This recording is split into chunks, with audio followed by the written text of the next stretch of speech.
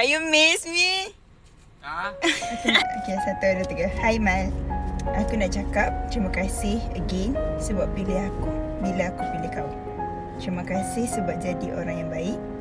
Maaf kalau ada kekurangan dari aku sepanjang kita berpartner. Aku doakan supaya lepas ni kau ada hala tuju dan berjaya dalam apapun. Jaga solat, jaga diri. Aisyah. Itu je. Ba! Benda ni. Ya, buka.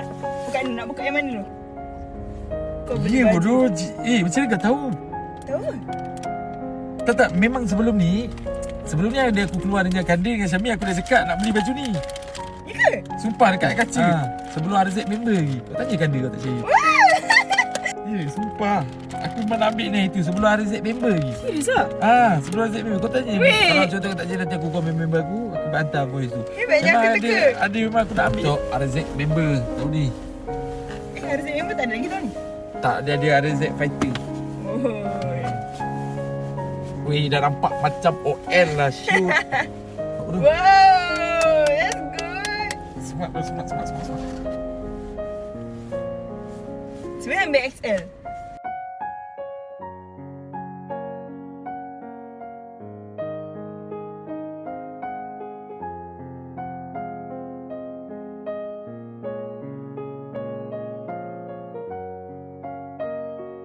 Tak, nak tanya kau, kenapa kau bagi aku semua ni? Benda ni? Kenapa? Hadiah lah. Cakap yang aku tak pakai je. Buka ni. Nah, aku buka sendiri. Benda yang banyak sangat kau. 2 je. YSL. Yang ni. Ada nama Mal.